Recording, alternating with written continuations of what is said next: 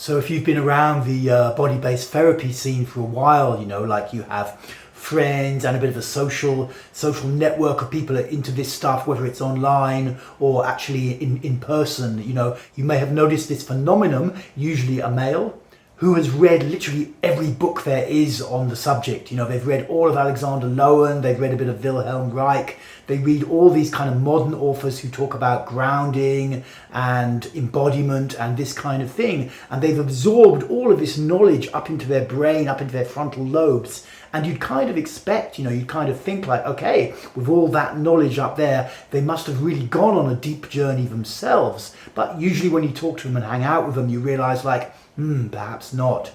Yes, they've absorbed a tremendous amount of thought knowledge up here, but it hasn't really percolated down into the body in the form of practices, in the form of release, opening up the body and letting stuff out. In the old days of therapy, we used to say, we have this metaphor, like the guy who's like walking around a swimming pool, reading a book on how water feels. And I think it's a great metaphor, it's like, because, what are you going to get out of a book that's written about trying to describe how water is?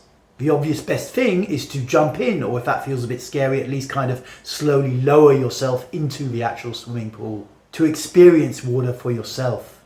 And I often find, working as a therapist, I get a lot of people messaging me who want to have long, complex kind of discussions about therapy, and it's like, for me, I don't really see a point. I mean, if someone wants to pay me for that, I can have a go, but I don't really see the point, It's really limited how much intellectual understanding you need before you can start to get down with the practice.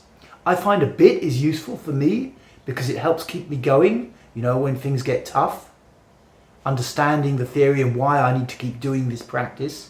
But there's definitely a point where it's like the mind takes over with all these theories, but we're not really practicing it. We're not really going in. We're not actually getting in the water of change. We're not opening up the muscle system and starting to release the past.